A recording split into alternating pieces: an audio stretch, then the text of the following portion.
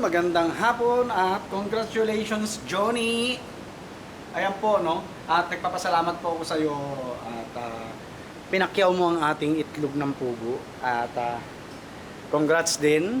Ayoko nang sabihin ko ano yung dahilan pero si Johnny na pong bahala no na magsiwalat ko ano man yung ikinukongrats ko sa kanya. Ayan, maraming salamat Johnny. Dati ko pong estudyante po yan no. Actually, kakagraduate po nila. At sumakses agad siya, no?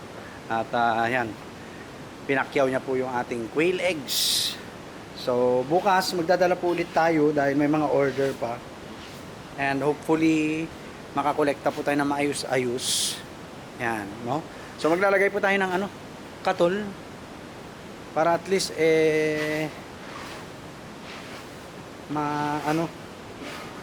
relax sila, wala nang nangangagat-ngagat sa kanila. Okay, so ayan po mga future breeders po natin yung mga yan. Okay, alright. Yan, ito ang lalaki na po. Kakatuwa, lalaki na po ng mga papisa natin. So 3rd week, 4th week ng June mangingitlog na yan. By July pwede na po tayo mag breed. Dito tayo. At dito po yung mga oriental sweaters po natin. Ayan, no? Kawala lang po yung mga inahin natin.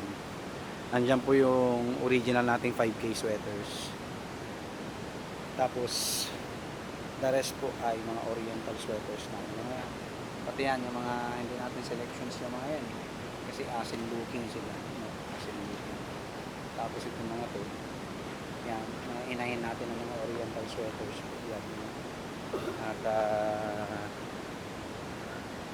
aywan ko kung nagsisilip si mama rito ng mga itlog at mga nakakuha na siya. Diyan po kasi may nangingitlog no, ng mga oriental sweaters po namin. And yan. Dito po yung mga selections natin. Oriental sweaters. Malapit na maglaban po yung iba dyan, no? Yung 5. Yan. And then yung golden boy sweater natin. At si Asil Boston natin. Ito po yung tatay ng oriental sweaters natin. Yan yung mga nandun. Naka-scratch pen.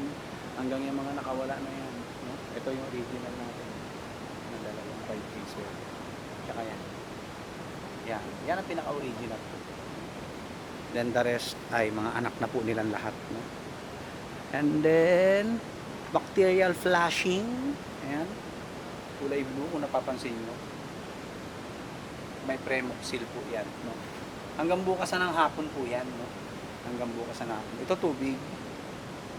Pero pinaibabawan ko ng Premoxil. Ayan, Premoxil. Panangga. Ayan, Premoxil. So para may panangga po sila, no? Sa pabago-bagong panahon. Yan, naka-Premoxil din po ito mga. Pati yun, may Premoxil po. Ito po yung ating Red Jungle Fowl o mas kilala sa tawag na labuyong manok o wild chicken. Molting po siya, meaning nagpapalit ng balahibo. Ang ganda po, maganda, no? Ko alam kung may cross natin sa Texas to, pero mas maganda po to kung puro-puro. Ito pa yung isang oriental sweater natin na hindi ko naman selection po to. Kasi asil looking siya. Ayan, asil looking. Okay, so siguro ito kasi kaya kinulang natin na nakikipagbakbakan na dyan sa mga malalaki natin ng mga oriental sweater. Right, matatapang po yan, no? Matatapang po yan kasi 75% ng dugo nila is American game fowl na po, no? Boston Roundhead at sweater na ang dugo nila, no? So yun, focus po tayo sa quail breeding and propagation by July.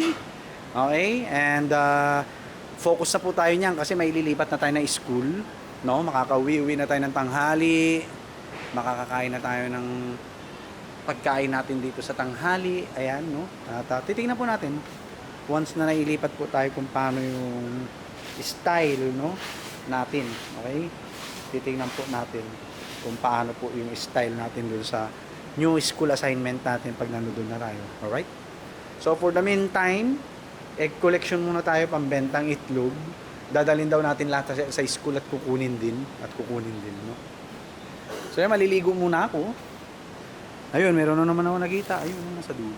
Hindi kasi makita eh. Okay? So by Friday, magtatabon po kami ng lupa. Ayan sila oh.